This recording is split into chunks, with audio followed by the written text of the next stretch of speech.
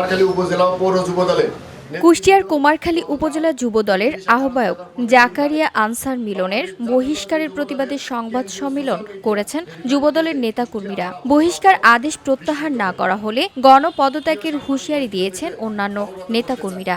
রবিবার সন্ধ্যা 6:30টায় কুমারখালী হলবাজার এলাকায় উপজেলায় ও পৌর যুবদলের আয়োজিত এক সংবাদ সম্মেলনে এমন হুঁশিয়ারি দেন তারা।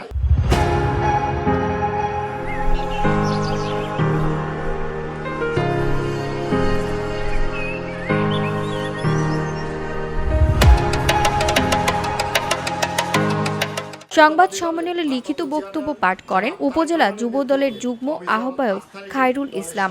এ সময় উপজেলা যুবদলের যুগ্ম আহ্বায়ক আলতাফ হোসেন, পৌর যুবদলের আহ্বায়ক নূর আলম বুলবুল ও 11টি ইউনিয়ন যুবদলের নেতাকর্মীরা উপস্থিত ছিলেন।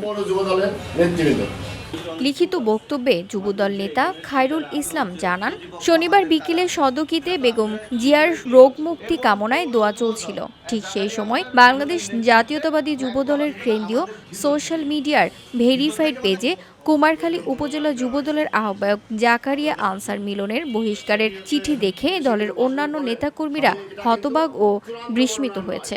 আমরা সম্ভাব্য প্রার্থী দেওয়া হয়েছে, যার এগেইনস্টে আমরা আন্দোলন করছি আমাদের নেতাকে যেন পুনর্বিবেচনা করে মনোনয়ন দেওয়া হয়। এটা যদি আমাদের অপরাধ হয়ে থাকে তাহলে পরে আমি এই সংবাদ সম্মেলনের মাধ্যমে বলবো, আমরা এখানে যারা যুবদলের নেতৃবৃন্দ আছি প্রত্যেকটা 11টি ইউনিয়নের এই সভাপতি সেক্রেটারি সহ উপজেলা যুবদলের যুগ্ম আহ্বায়ক সহ আমরা বলতে চাই, আমরা এইভাবে যদি দল থেকে নিষ্ঠাবান কর্মীকে ছাঁটাই করা হয় ভবিষ্যতে দল কঠিন সংকটে পড়বে।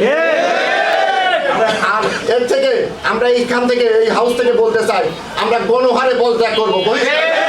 শনিবার জাতীয়তাবাদী যুবদল কেন্দ্রীয় নির্বাহী কমিটির সহ দপ্তর সম্পাদক মিনহাজুল ইসলাম ভুইয়ার স্বাক্ষরিত এক প্রেস বিজ্ঞপ্তিতে জানানো হয় যে দলীয় নীতি, আদর্শ ও সংহতিকে বৃদ্ধাঙ্গুলি দেখিয়ে সংগঠনের শৃঙ্খলা বিনষ্টের নির্দিষ্ট অভিযোগ থাকায় প্রাথমিক সদস্য পদ সহ দল থেকে বহিষ্কার করা হয়েছে।